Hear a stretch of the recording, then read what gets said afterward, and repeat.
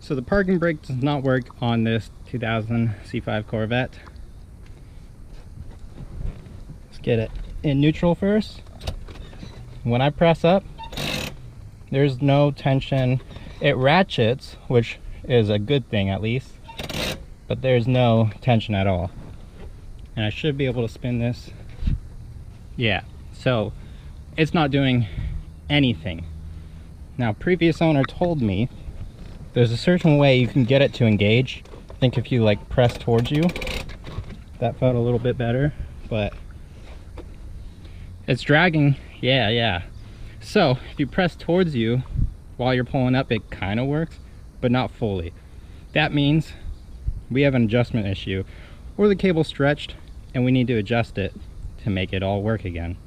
To adjust the parking brakes, they're basically drum brakes inside of the rotor. So we have to remove the caliper and the rotor off, and then we can do the drum brake adjuster, the spring thing.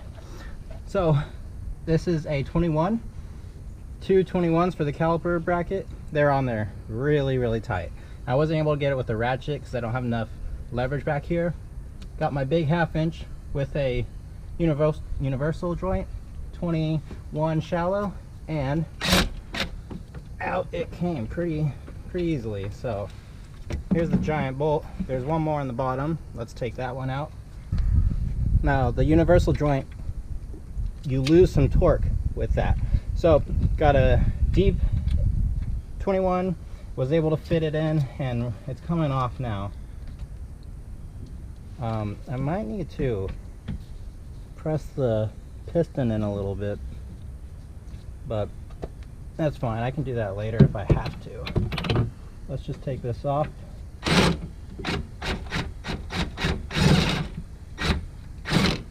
Okay, so there it goes.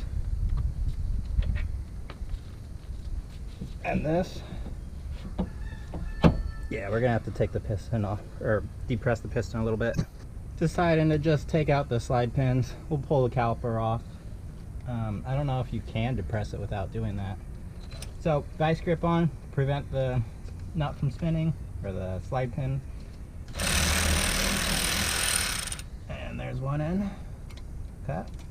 Little tiny bolt with some thread locker. 2 slide pin bolts removed. This will come out now. There we go. Set that aside somewhere safe. Take our caliper bracket bolt back out. Alright. And now this can go aside. Inspect the brakes. They actually are pretty good. Not too bad. Okay. Now we can pop this off.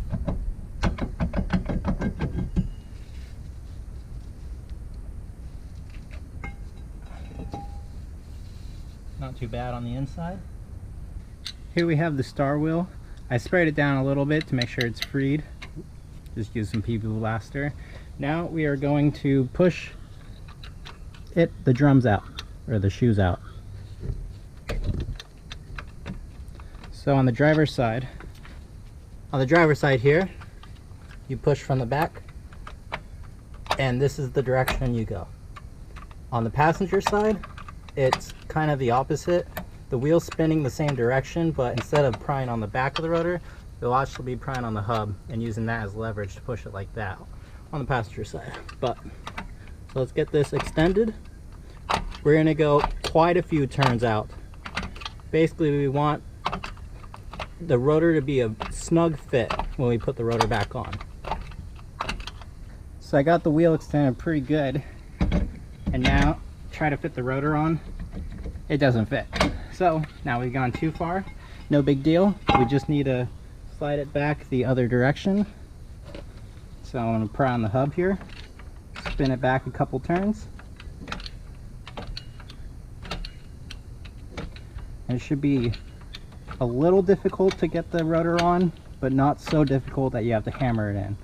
If you hammer it on, you've messed up.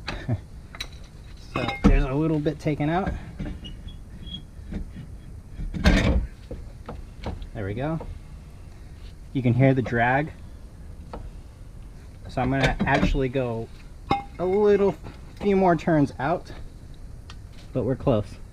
Final adjustment here, just putting 2 nuts on the rotor, not super tight. Now when I pull this, I still feel no tension, so we might have more than just out of adjustment. It's better. Actually, it's a lot better, but it still doesn't feel exactly right. Now they say if you go up and down about 3 times quickly, it will self tighten the cables, not the star wheel. So let's see if that helped at all. Oh yeah, it's helping, but it ain't holding. So I think we have more than just that going on. I'm gonna go ahead and do the same thing to the other side, and then let's investigate what's going on with the cables. So this escalated, but I think we found what's going on here. So when we take a look at the cable right down here, I'm gonna pull up on the handle, and it doesn't start moving till the very end. So like, there's only a tiny bit of movement. It only starts moving right about there, and you only have that tiny bit of movement. That's nowhere near enough, never will be enough. So why is it like that? Looks like there's some Torx bits. I think we're just gonna remove this assembly, see if this could be adjusted, or maybe this is damaged, and maybe that's my whole problem. Maybe it's bent. Okay, so I think we got some progress.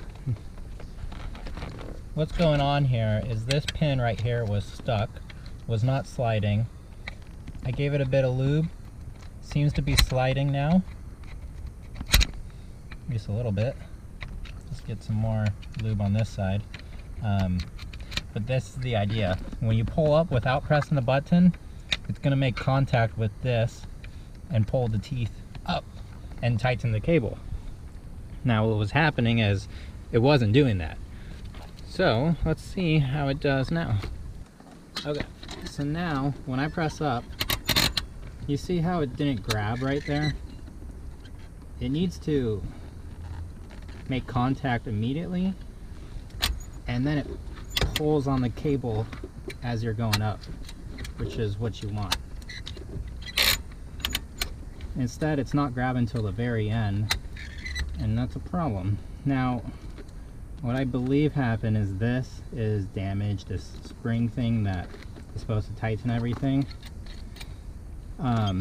So it's better, but it's not consistent, which means we need to figure something out to fix it, because this ain't gonna do. Now, I could just get a used unit, but let's see if we can figure something out.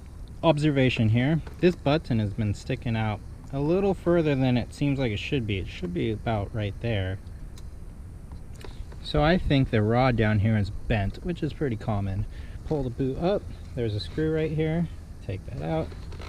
Now this boot and handle should come off. Now the handle slides right off, you gotta use a screwdriver to persuade it a little bit because it's stuck on there. But then the rod just kind of pulls out the bottom here, and it's really not too bent. I thought it would be more. I'll put this on my vise, try to bend it out just a little bit. It needs to be a circle. I think the bend here is too far backwards. It needs to be a little less of a bend. So I'm going to play with it a little bit more, but basically to slide in towards the bottom, and then you're going to see, if I show you from the top side, you need to snake it under that lip here, and it's going to catch whatever rod is right over here and just hook onto it, and once you're hooked on, you're good. Okay, I think we made some progress. It's installed, the button does its job. Now this rod is pushing back every time. So I don't think the rod was the biggest concern. The difference this time is I sprayed some PB Blaster on this side, then held it open, put a healthy amount of grease or lubricant in there, and now the rod is doing its job. It was not doing that before. the key was that the grease between the rod right here is actually present, and we freed up whatever rust or whatever was holding it down at the bottom. Now, look at it. It's doing its job now. So let me reassemble this and we can try out our parking brake. Mostly reassembled. Oh, I can feel tension.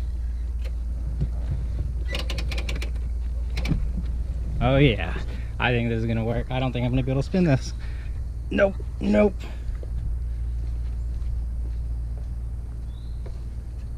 Nope. Other way? Nope. All right, we have a working parking brake. It only took fully disassembling the interior. Make sure we still have it. Oh yeah, you can feel.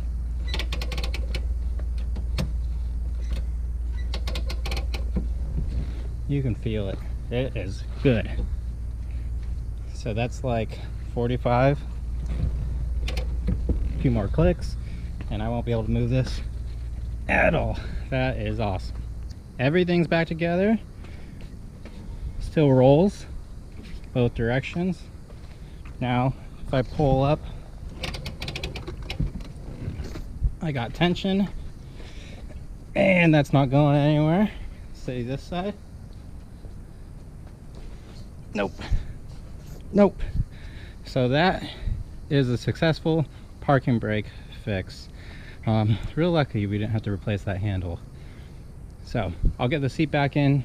I gotta vacuum the interior again, but thank you for watching. I'll see you in the next one.